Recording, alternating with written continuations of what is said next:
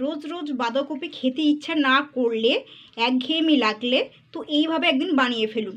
তো লুচি পরোটার সঙ্গে কিন্তু দারুণ লাগবে। তো চলুন দেখে নেওয়া যাক।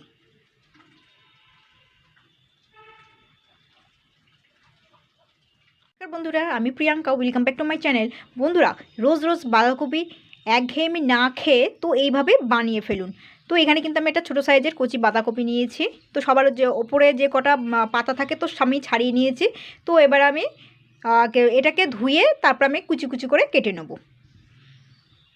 তো দেখুন, আমি কিন্তু বাঁধাকপিটা এরকম করে কুচি কুচি করে কেটে নিয়েছি। তো সাইড কুচানোটা একটু বড়ই হয়ে গেছে। তো আমি কিন্তু ঠান্ডা জলে ধুয়েও নিয়েছি।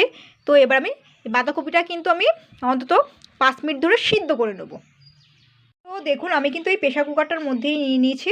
তো এর মধ্যে আমি সামান্য জল দিয়েছি আর বাঁধাকপিটাও দিয়ে দিয়েছি। জাস্ট আমি দুটো সিটি মেরে নেব। আর নুনও কিন্তু মিশিয়ে নিয়েছি। আর হলুদ গুঁড়োটা রান্নার সময় ব্যবহার করব। তো দেখুন, বাঁধাকপিটা কিন্তু আমি সিদ্ধ করে নিয়েছি। জাস্ট আমি হালকা হাতে জলটা ছেঁকে নিয়ে আমি বাঁধাকপিটা তুলে নিয়েছি। আমি কিন্তু খুব চটকাইনি, কিন্তু মানে জলটা ভালো করে নিগড়াইনি, কিন্তু মোটামুটি যেরকম জল ঝরানো তো সেরকম করে জলটা ঝরিয়ে নিয়েছি। তো এটাকে আমি এবার একটু কষলিয়ে নেবো। একটু গরম আছে, এটা আমি কাজটা পরে করছি। তো তার জন্য আমি এটা ঠান্ডা হয়ে গেলে কষলিয়ে নেবো। তো আমি তার জন্য একটা পেস্ট বানাবো। তো এখানে একটা মিক্সি নিয়েছি, দুখানা বড় সাইজের পেঁয়াজ কুচানো, আর এখানে নিচ্ছে একটুখানি সামান্য হলুদ গুঁড়ো, সামান্য, আর দেবো একটুখানি সামান্য একটু লঙ্কার গুঁড়ো। ঝালটা কিন্তু বুঝে শুনে দেবেন। আর দিচ্ছি একটু আমচুর পাউডার, দিয়ে দিচ্ছি 2 চামচ মতন। আর দেবো এখানে 1 চামচ সাদা সর্ষে, কালো সর্ষে 1 চামচ, চিনি 1 চামচ, নুন 1 চামচ, এগুলো আমি অ্যাড করছি। আর আমি এখানে গোটা কয়েক বাদাম ইউজ করছি। তো এর বাদামের পরিবর্তে আপনারা পোস্ত ব্যবহার করতে পারেন 2 চামচ, আর একটু আদা। তো এবার আমি এগুলোকে কিন্তু ভালো করে পেস্ট করে নেব। তো দেখুন, আমি কিন্তু পেস্ট করে নিয়েছি সুন্দর করে। তো এটা আমি এবার সাইডে রাখবো।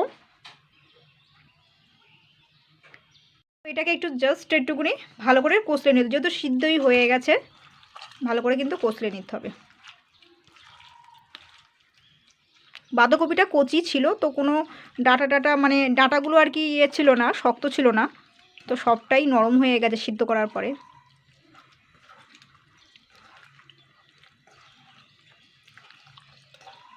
ভালো করে আমি চটকে নিয়েছি।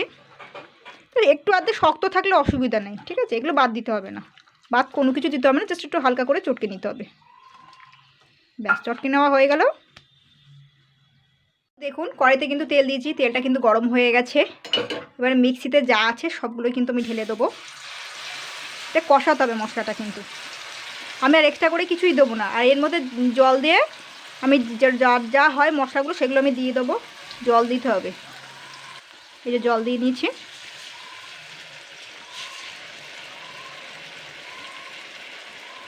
এখনও জল দিতে হবে, এটা নাহলে বেরোবে না এগুলো।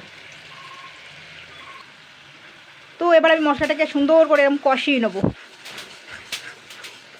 তো আমি কিন্তু গ্রেভিটাকে ভালো করে কিন্তু কষিয়ে নিয়েছি। দেখুন কালারটা কত সুন্দর এসছে। তো তেলটা কিন্তু বেরিয়ে এসছে। এবার আমি বাঁধাকপি যে চটকানোটা দিয়ে দেবো। আপনারা চাইলে এতে পেঁয়াজ কুচানো দিতে পারেন। তো পেঁয়াজ কুচানো বলতে, হ্যাঁ, পেঁয়াজ কুচানো দিতে পারেন, আর টমেটো বাটা বা টমেটো কুচানো দিতে পারেন।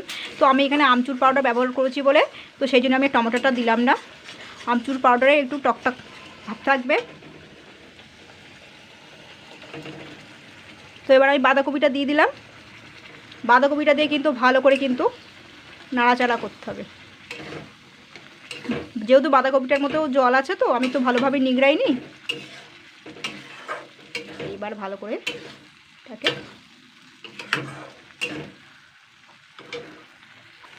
তো বাঁধাকপিটা কষাতে কষাতে কিন্তু জলটা অনেকটাই পরিমাণে টেনে গেছে।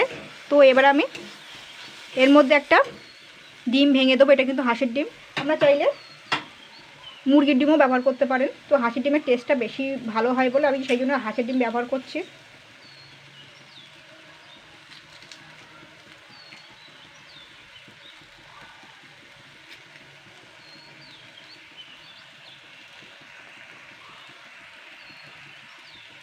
তো এবার আমি এগুলো ডিমটা দিয়ে ভালো করে আমি নেড়ে চেড়ে নেবো।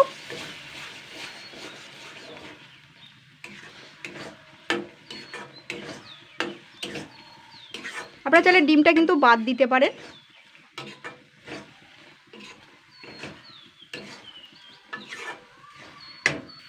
তো এটা কিন্তু বাঁধাকপি তরকা মতন হয়ে গেছে। তো ওপর তো একটুখানি ম্যাগির মশলা দিয়ে দিচ্ছে, যা আছে তাই সেগুলোই দিয়ে দেবো।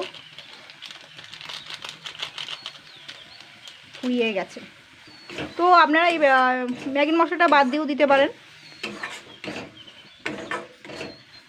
তো আমি পরে অ্যাড করে নেবো ম্যাগির মশলাতে। তো এবার আমি কিন্তু একটি প্লেটে তুলে নেব।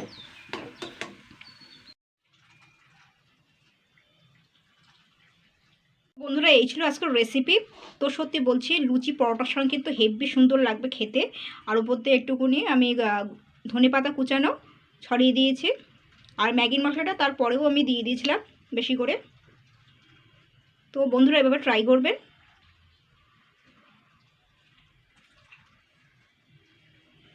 একটু ধনেপাতা কুচানো আর একটু সর্ষের তেল দিয়ে দিয়েছি। তো এইভাবে খাবেন। আমি কিন্তু ওপর দিয়ে একটু সর্ষের তেলও ছড়িয়ে দিয়েছি কিন্তু।